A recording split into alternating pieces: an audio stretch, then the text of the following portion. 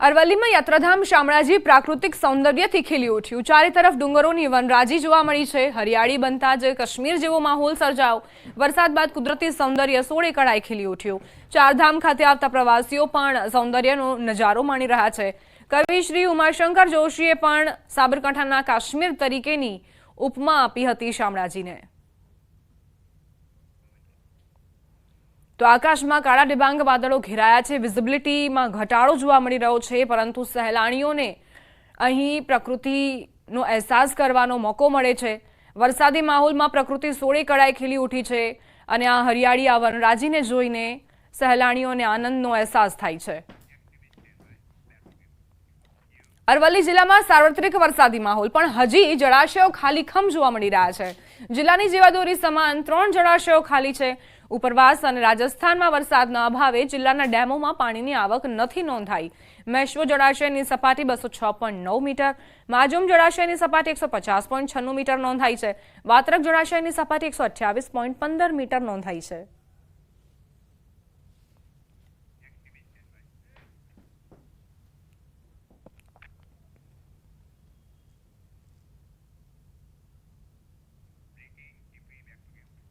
महत्वपूर्ण समाचार प्राप्त थई रह्या छे। भावनगरना शेत्रुंजी डेम में नवा नीरनी आवक थई छे। शेत्रुंजी डेम में 34,110 क्यूसेक पाणीनी आवक। शेत्रुंजी डेमनी सपाटी 19 फूट 2 इंचे पहोंची छे। शेत्रुंजी डेम में नवा नीरनी आवक थई रही छे। उपरवास में सारो एवो वरसाद अने जेनी सीधी असर शेत्रुंजी डेम में 34,110 क्यूसेक पाणीनी आवक नोंधाई छे। डेमनी सपाटी 19 फूट 2 इंच पर पहोंची छे।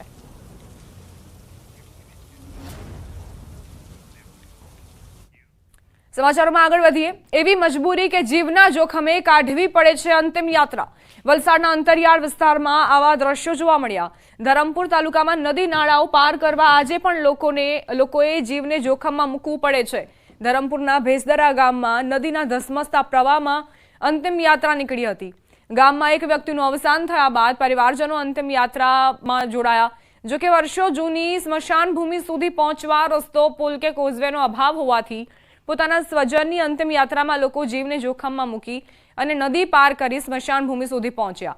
ધરમપુર અને કપરાડાના અંતરિયાળ વિસ્તારમાં આવેલા અનેક ગામોમાં આવી સમસ્યા સર્જાઈ છે, જ્યાં નદી નાળાઓ વહેતા હોવાથી ચોમાસાના 4 મહિના આવા જ દ્રશ્યો જોવા મળે છે અને લોકોએ જીવને જોખમમાં મૂકી અંતિમ યાત્રા કાઢવા મજબૂર થઈ રહ્યા છે। संवाददाता भरत जोड़ाई गया है વધુ जानकारी साथे।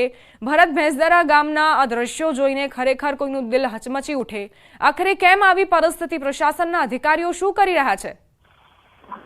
દીપા, આજે પ્રથમ વખત નથી। આ અગાઉ ચોમાસામાં 4 મહિના સુધી વલસાડના કપરાડા અને ધરમપુર તાલુકામાં આવા જ હચમચાવી નાખે તેવા દ્રશ્યો જોવા મળી રહ્યા છે। ઘટના છે તો ધરમપુરના ભેંસદરા ગામની, જ્યાં એક સ્વજનનું મોત થતા તેના પરિવારજનોએ અંતિમ યાત્રા કાઢી હતી। જો કે સ્મશાન સુધી પહોંચવા માટે નદી વચ્ચે આવતી હોવાથી નદી પાર કરવી જરૂરી હોવાથી, પરંતુ નદી પર કોઈ પુલ કે કોઝવે કે કોઈ અન્ય સુવિધાનો અભાવ હોવાથી લોકો આવી જ રીતે નદીના ધસમસતા પ્રવાહમાંથી અંતિમ યાત્રા કાઢવા મજબૂર થાય છે। આ વખતે પણ ભેંસદરા ગામ घटना सामे आवी छे। थोड़ा दिवस अगाऊ पण आवी ज एक घटना थी, ज्यां स्मशान भूमि पाकी नहीं होवाथी गामना लोकोए ताड़पत्रीना सहारे पोताना स्वजननी अंतिम विधि करी हती। आम वलसाडना धरमपुर ने कपराड़ा, ज्यां 4 महीना सुधी ચોમાસાના 4 महीना सतत वरसादी माहोल होय छे, अहींया आगळ नाना पुल अने जे रीते नदी नाळाओ वहेता होय छे तेने पार करवा माटे पूरता जे पुल के कोઝવેનો अभाव छे। आथी आ एक गाम नहीं परंतु अनेक गामोमां आवा दृश्यो सामे आवे छे। आ वखते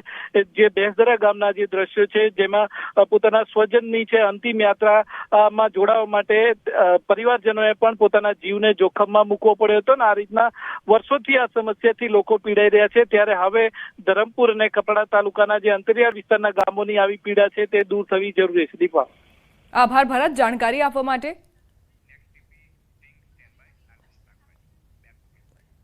હવે આગળ વાત શાકભાજીમાં ભાવ વધારાની।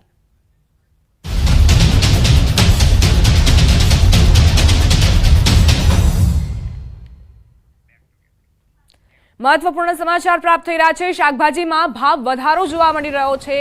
सतत शाकभाजीना भाव वधाराना कारणे गृहिणीओनुं बजेट खोरवायुं छे। शाकभाजीना भाव आसमाने पहोंच्या छे। तमाम शाकभाजी 100 થી 160 રૂપિયા કિલો पहोंच्या छे।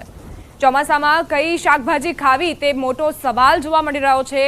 ગૃહિણીઓ અત્યારે શાકભાજીનો વિકલ્પ શોધવા પણ મથી રહી છે। ઘણી ગૃહિણીઓએ તો એવી પણ પ્રતિક્રિયા આપી કે માત્ર કઠોળ પર જ નિર્ભર છીએ કારણ કે શાકભાજી લેવા માટેનું બજેટ નથી। ચોમાસામાં આખરે કેવી રીતે ગુજરાન ચલાવવું તે પણ ગૃહિણીઓ માટે સવાલ છે। વરસાદી માહોલ રાજ્યભરમાં જામ્યો છે ત્યારે અમદાવાદમાં શાકભાજીના ભાવ પણ આસમાને પહોંચ્યા છે। અમારા સંવાદદાતાએ શહેરના પાલડી વિસ્તારમાં આવેલા શાક માર્કેટની મુલાકાત લઈને વેપારીઓ સાથે વાતચીત કરી। ટામેટાએ 100 રૂપિયા કિલો પહોંચી સેન્ચુરી વટાવી। ભીંડો, ગવાર, ફલાવર, તુરિયા સહિતના શાકભાજી મોંઘા થયા જેથી ગૃહિણીઓનું બજેટ ખોરવાયું। જોકે રીંગણ, દૂધી, કોબીજ, બટાકા અને ડુંગળીના ભાવ પ્રમાણમાં સસ્તા થયા છે। શાકભાજીના વેપારીઓએ જણાવ્યું કે વરસાદી માહોલના કારણે ટ્રાન્સપોર્ટેશનમાં સમસ્યા થઈ રહી છે જેના કારણે શાકભાજીના ભાવમાં અસર પહોંચી। એક સમય જે ટામેટાના ભાવ આપે 20 રૂપિયા 50 રૂપિયા સાંભળ્યા છે, 50 રૂપિયા કિલો સાંભળ્યા છે, તે જ ટામેટા અત્યારે 100 રૂપિયા કિલો મળી રહ્યા છે અને ઘણી બધી જગ્યાએ અમદાવાદ શહેરની અંદર 100થી પણ વધારે ભાવ ચાલી રહ્યો છે। અત્યારે હું અમદાવાદના પાલડી વિસ્તારમાં છું અને પાલડી વિસ્તારની અંદર ટામેટાનો જે માલ આવ્યો છે તે સારો છે, પરંતુ ખાસ કરીને માલ ઓછો હોવાનું કારણ છે તે વેપારીઓના મતે શું છે તેમની પાસેથી જ જાણીશું। ટામેટા 100 રૂપિયા કિલો વધી ગયા, સાથે શાકભાજીના પણ ઘણા બધા ભાવ વધી ગયા છે। આખરે કારણ શું છે? વરસાદને કારણે। વરસાદ ના આવે એના હિસાબે બહારગામથી માલ આવતા હોય, ગાડીઓ ટાઈમથી ના આવે, બગાડ નીકળે અંદરથી, એના હિસાબે મોંઘું થાય। અને દર વર્ષે આ પ્રકારની હાલત હોય છે? આ ટાઈમે દર વર્ષે ભાવ વધારો થાય જ છે, 20-40% થાય। અત્યારે સૌથી મોંઘું શાક હોય તો કયું મોંઘું શાક? આ બધું રેટ મેચ છે, બધું કંઈ મોંઘું નથી હે। 160, 120ની આસપાસ છે, 100, 80 રૂપિયા, 80 થી 160 ની વચ્ચે વેચાય। અચ્છા, મારે ગવારની ક્વોલિટી સારી છે, પણ આ ક્વોલિટી વાળો ગવાર મારે ખાવો હોય તો આના કેટલા મારે આપવા પડશે કિલોના? આ તમારે 160 રૂપિયા આપવા પડશે। પછી જે બારગામ વાળો ગવાર આવે એ 80 રૂપિયાથી 100 રૂપિયા કિલો વેચાય। અચ્છા, આ બારગામ વાળો એટલે ક્યાંથી આવે છે અમદાવાદમાં? એ બારગામમાં એમપી, યુપી બાજુથી આવે। બહારના રાજ્યોમાંથી જેવી ક્વોલિટી ઉપર ભાવ હોય।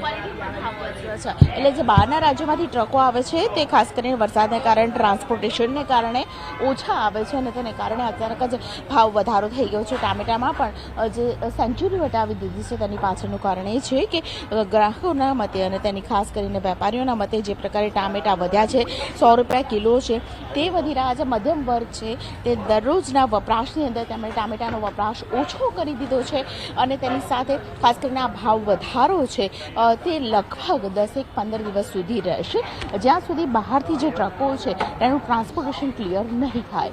કેમેરા પર્સન ઠેંગા રાઠોડ સાથે દીપિકા કુમાર, ન્યૂઝ 18 ગુજરાતી, અમદાવાદ। રોકાઈશું એક નાનકડા વિરામ માટે। જોતા રહો ન્યૂઝ 18 ગુજરાતી।